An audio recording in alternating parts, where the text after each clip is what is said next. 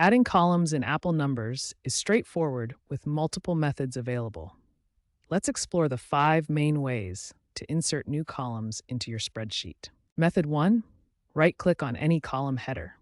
This opens a context menu where you can select Add Column Before or Add Column After to insert a new column at your desired location. Method 2.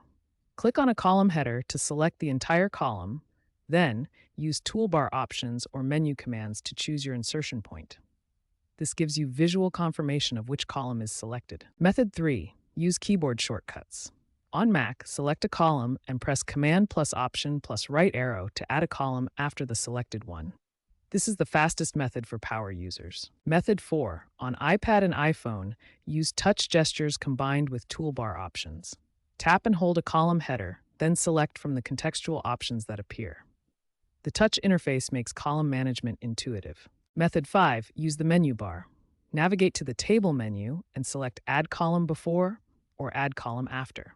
This method provides consistent access across all Apple platforms and versions. Regardless of which method you choose, the new column appears with default formatting and is ready for your data. The column will inherit the table's basic styling and can be customized further using Numbers formatting tools. Advanced column management begins with specifying the correct data type for your columns. Numbers supports text, numbers, dates, currency, and many other specialized formats. Adjusting column width and customizing headers improves readability and organization. You can resize columns by dragging borders or set specific widths for consistency.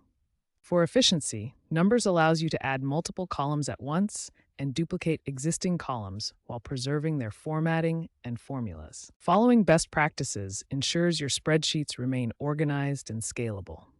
Plan your column structure before entering data and use consistent naming conventions. Apple Numbers supports up to 1,000 columns per table and integrates seamlessly with iCloud for collaboration. However, large datasets and complex formulas may impact performance on older devices.